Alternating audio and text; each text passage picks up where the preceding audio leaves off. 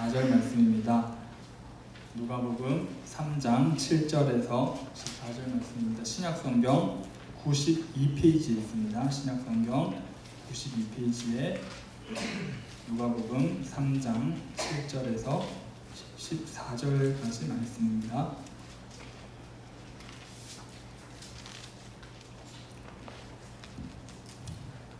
찾으셨으면 우리 한 절씩 교독하도록 하겠습니다.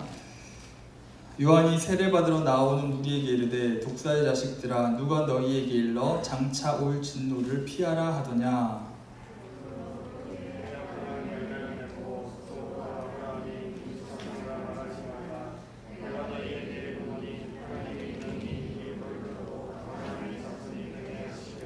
이미 도끼가 나무 뿌리에 놓였으니 좋은 열매 맺지 아니하는 나무마다 찍혀 불에 던져지리라. 대답하여 이르되 옷 두 벌 있는 자는 옷 없는 자에게 나눠줄 것이요 먹을 것이 있는 자도 그렇게 할 것이니라 하고,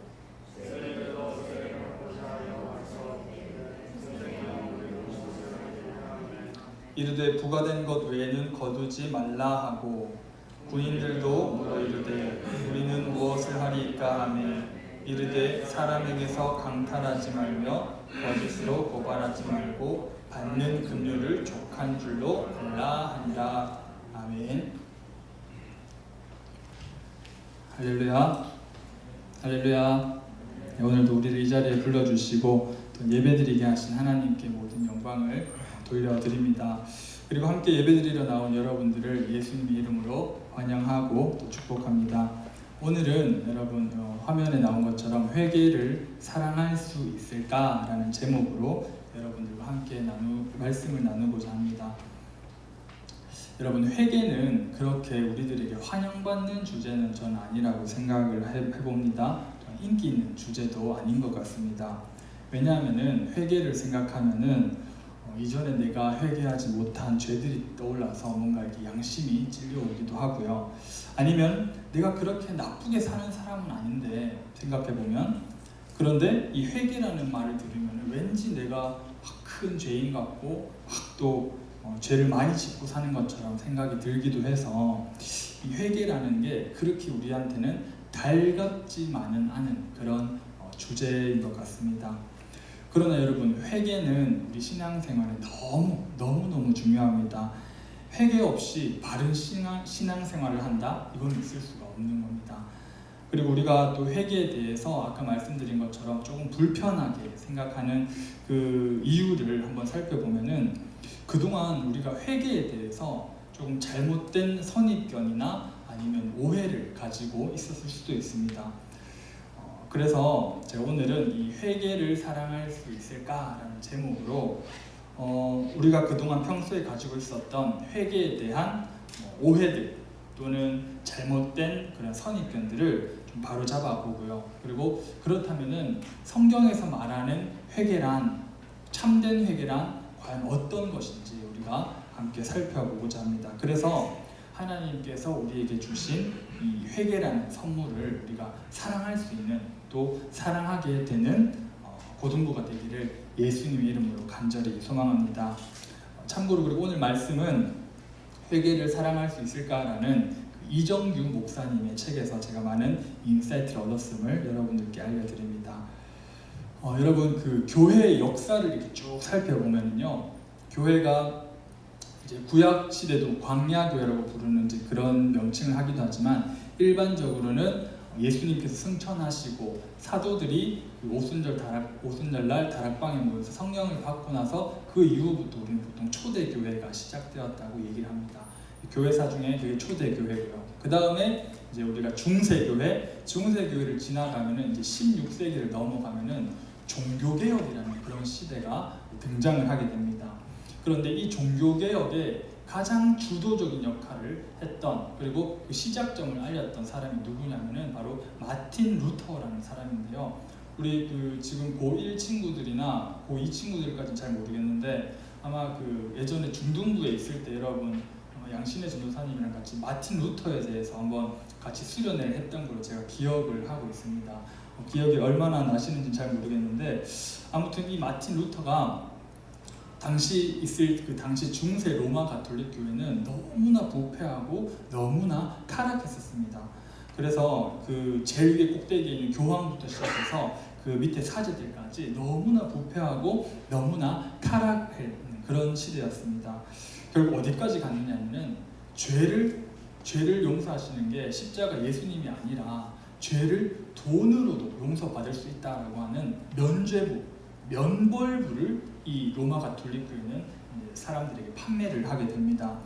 이런 부패한 모습을 보다가 참지 못한 마틴 루터가요 95개의 논제를 적어서 반박문을 씁니다. 그래서 이 로마 가톨릭 교회가 잘못하고 있는 것들을 낱낱이 95개 중에 다 적어가지고 이 발표를 하면서 저항을 하고요. 그리고 거기서 우리가 보통 종교개혁이 시작되었다라고 일반적으로 얘기들을 많이 합니다. 그런데 그 95개조 논제 반박문의 제일 첫 번째 논제를 보면은 이런 글이 적혀 있습니다. 한 장면 넘겨주세요.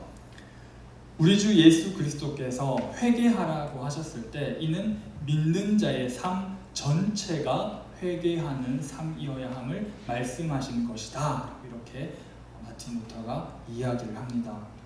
루터가 이 로마 가톨릭을 향해서 타락하고 부패한 이 로마 가톨릭 교회를 향하여서 거세게 저항하는 그 첫 번째 논제가 뭐였냐면은 회개는 삶 전체가 회개하는 삶이다라고 이렇게 이야기를 했던 거죠. 회개가 단순히 어떤 회개 기도만 이야기하는 게 아니라는 것을 마틴 루터는 이야기를 했습니다. 그리고 20세기에 가장 위대한 설교자라고 알려져 있는 마틴 로이드 존스라는 목사님이 계세요. 여러분들 좀 생소하실지는 모르겠지만은 아주 유명한 목사님입니다. 마틴 로이드 존스라는 목사님이 있는데 이 목사님의 회개라는 설교 집안에도 이런 문장이 있습니다. 한 장만 넘겨주세요. 회개하지 않는 사람이 그리스도인 된 적은 없습니다.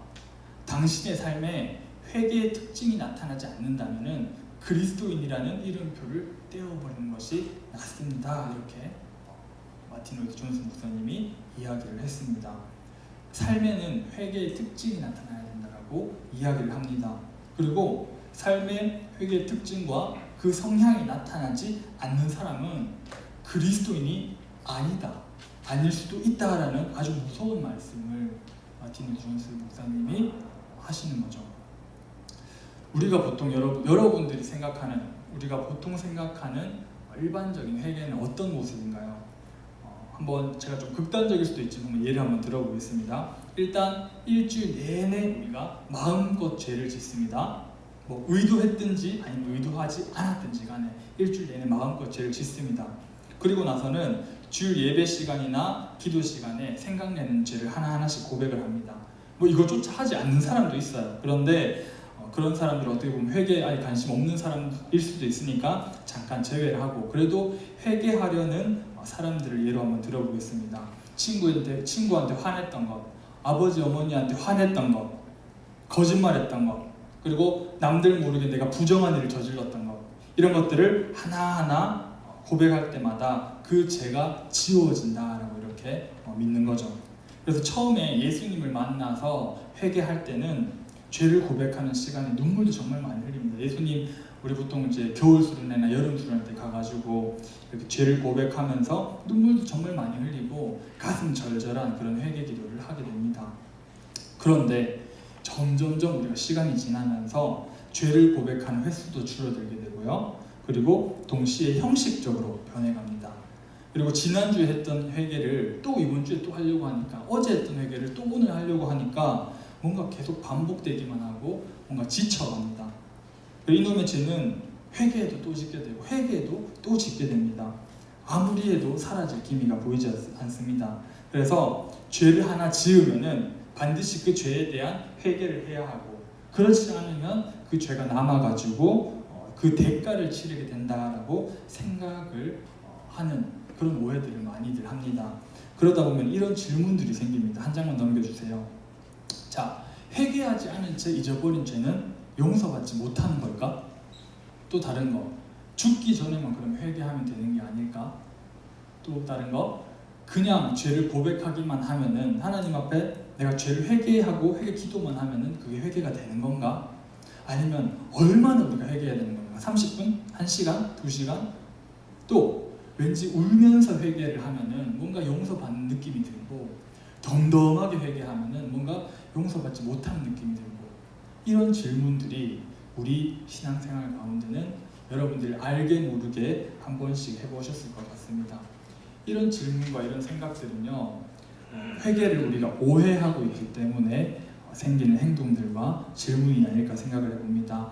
우리는 여기서 정확하게 우리는 짚고 넘어가야 됩니다. 우리는 회개 때문에 죄 용서를 받는 게 아닙니다. 다시 한 번 더 말씀드릴게요. 우리는 회개 때문에 죄 용서를 받는 게 아닙니다. 여러분 조금 충격적으로 들리실 수도 있겠지만 사실입니다. 자, 예를 한번 들어볼게요. 자, 어떤 사람이 연쇄살인을 저질렀어요. 연쇄살인범입니다. 근데 그 사람이 재판을 받는 동안 얼마나 큰 죄를 범했는지 자기가 깊이 깨달았어요. 그래가지고 그 판사 앞에서 눈물을 펑펑 흘리면서 정말 절절하게 죄를 고백하고 잘못을 빌었습니다. 그 고백이 얼마나 진실하고 절실하고 절절했던지 그 판사는 그만 감동하여서 그 연쇄살인범에게 당신은 무죄입니다 라고 이렇게 선언을 해버렸다고 합니다. 여러분들이 생각하기에 이 판사가 옳은 판사처럼 느껴지시나요? 아닙니다. 이 판사는 불의한 판사입니다. 피고가 자기 죄를 깨닫고 용서를 구하면 그게 정상 참작이 되거나 아니면 감형의 사유는 될 수 있어도 무죄 선고를 내릴 이유는 되지 않습니다. 피고는 이미 법이 정한 대로 죄값을 치러야 합니다.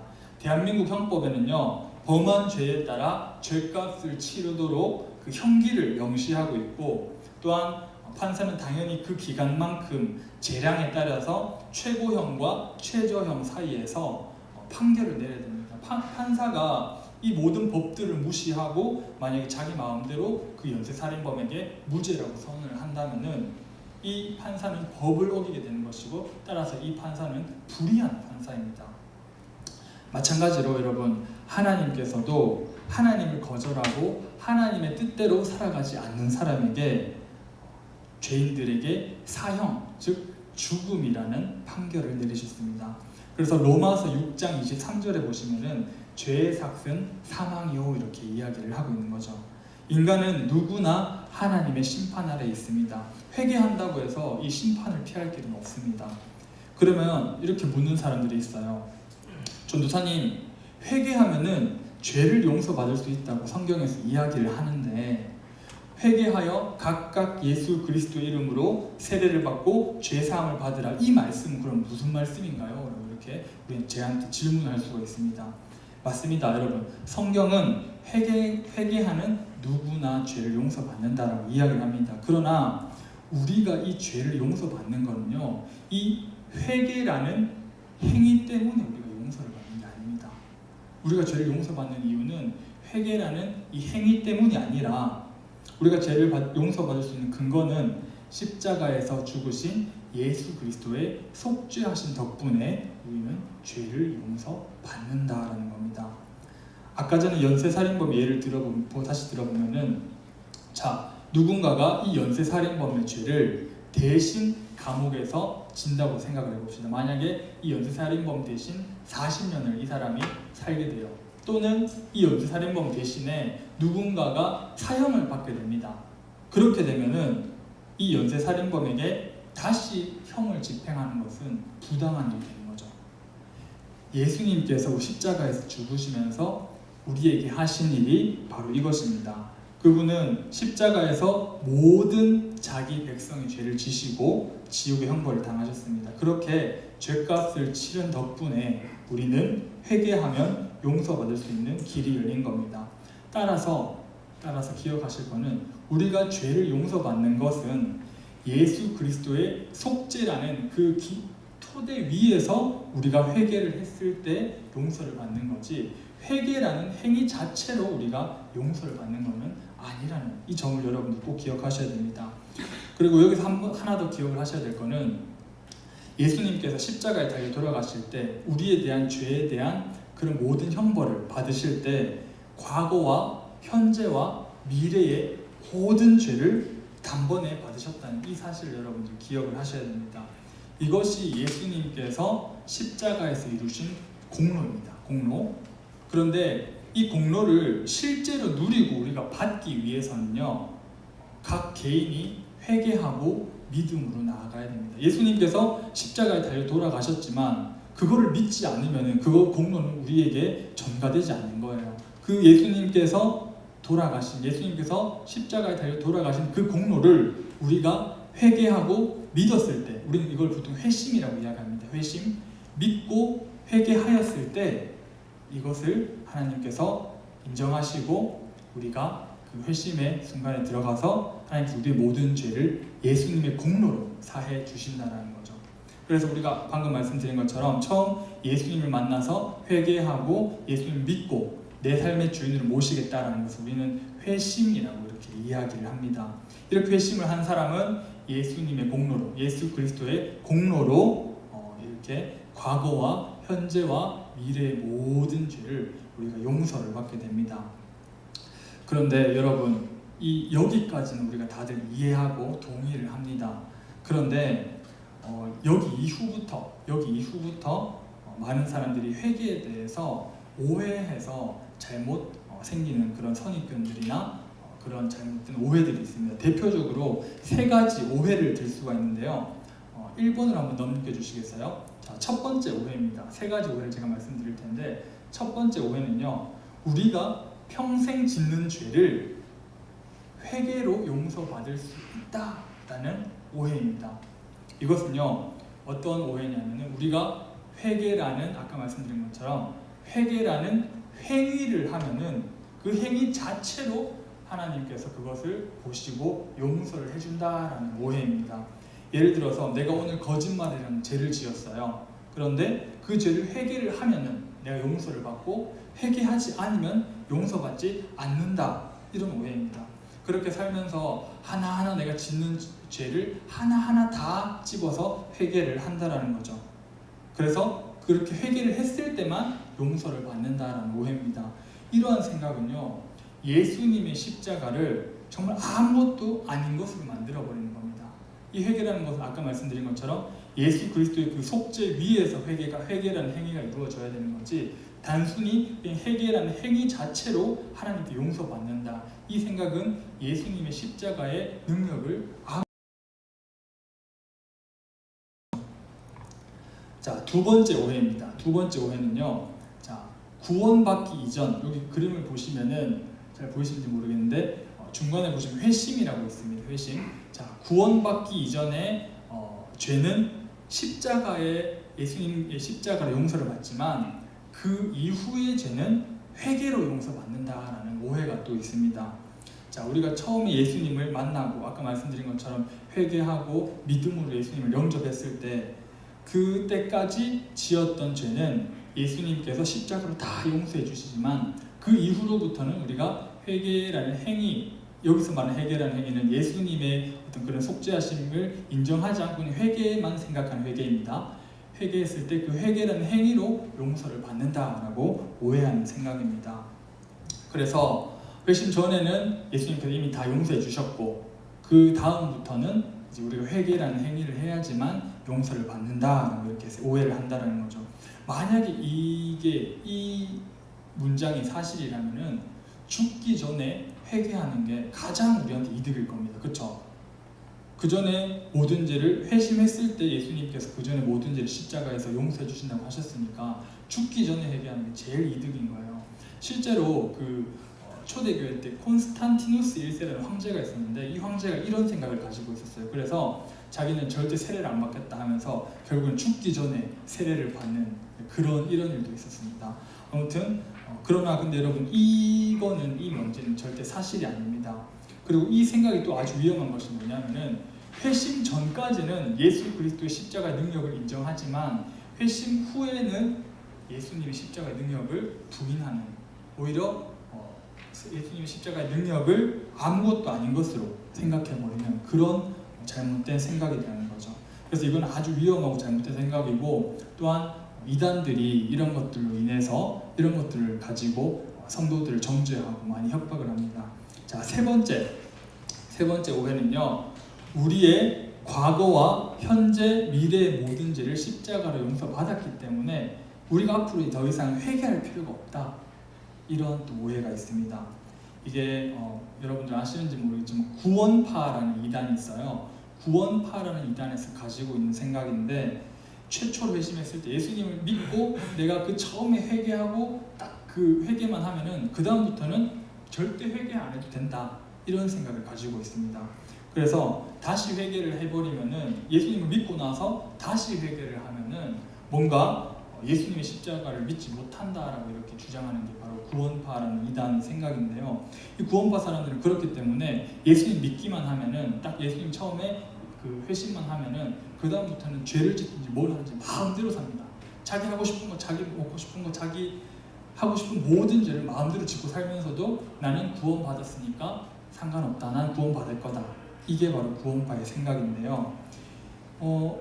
지금까지 이 구원파의 생각은요, 지금까지 우리가 들은 회개와 그 속죄의 설명을 잘 이해했다면 여러분들 오해가 아닌 것처럼 들릴 수도 있어요. 아까 말씀한 것, 제가 말씀드린 게 과거와 현재와 미래의 모든 죄를 제가 용서받았다라고 말씀드렸잖아요. 그렇기 때문에 이 생각은 전도사님, 그럼 이 말이 맞는 게 아닌가요? 라고 이렇게 여러분들이 질문하실 수가 있습니다.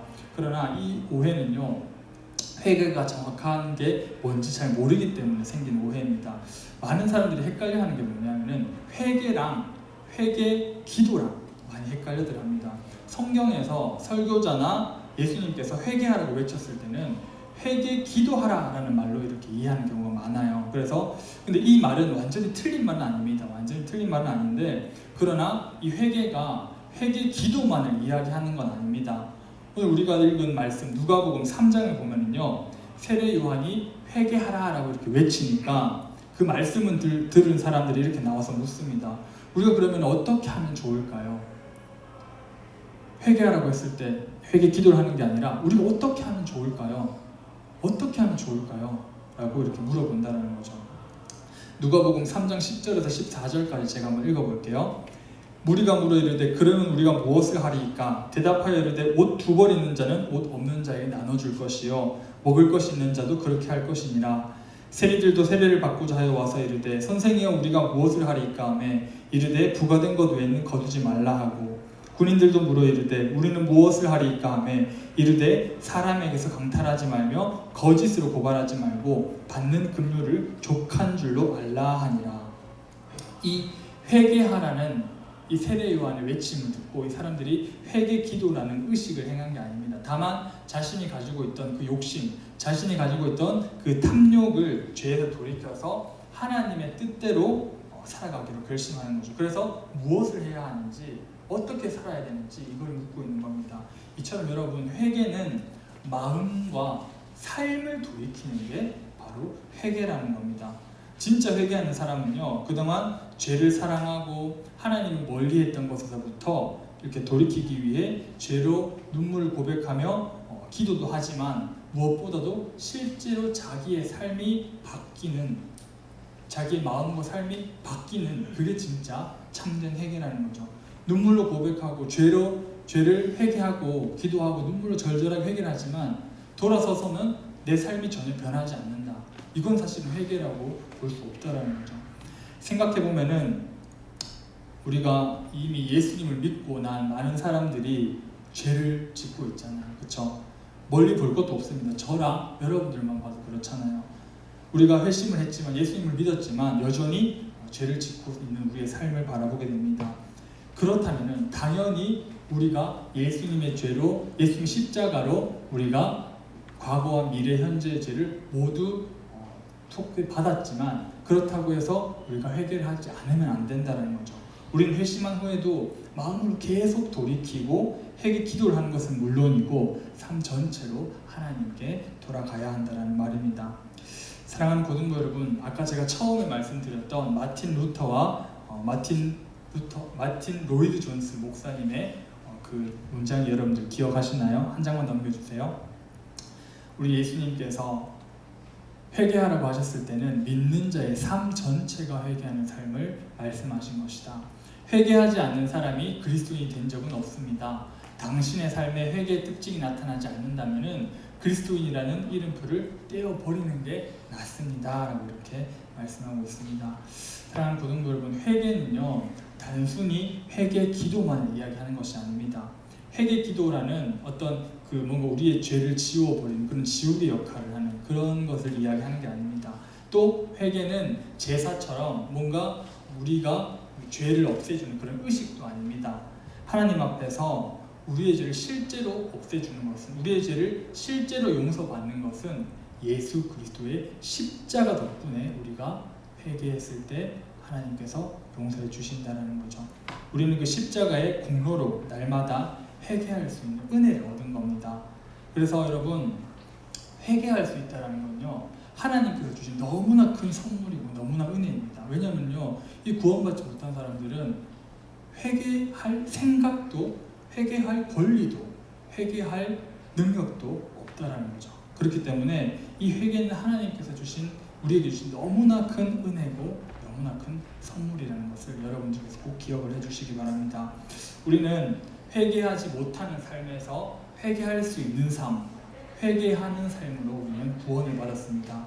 그렇기 때문에 우리의 매일매일은요 회개로 가득 차야 합니다. 기쁘게 회개하는 우리 고등부가 되기를 바랍니다. 그리고 즐겁게 예수님 앞에 나아가는 고등부가 되기를 바랍니다. 그렇다고 해서 막 웃으면서 회개하라 이런 얘기가 아니라 정말 하나님 앞에 나아가는, 그리고 이 회개하는 자체를 정말 하나님께서 주신 선물이라고 생각하고 기쁨으로 회개하는 우리 고등부가 되기를 바랍니다. 그래서 회개 기도를 하는 것은 물론이고 또한 삶 전체를 하나님께 돌이키는 우리 고등부가 되기를 바랍니다. 그리하여서 회개를 사랑하게 되는, 사랑할 수 있는 우리 고등부가 되기를 예수님의 이름으로 간절히 소망합니다. 우리 다 같이 기도드리겠습니다. 사랑과 은혜가 풍성한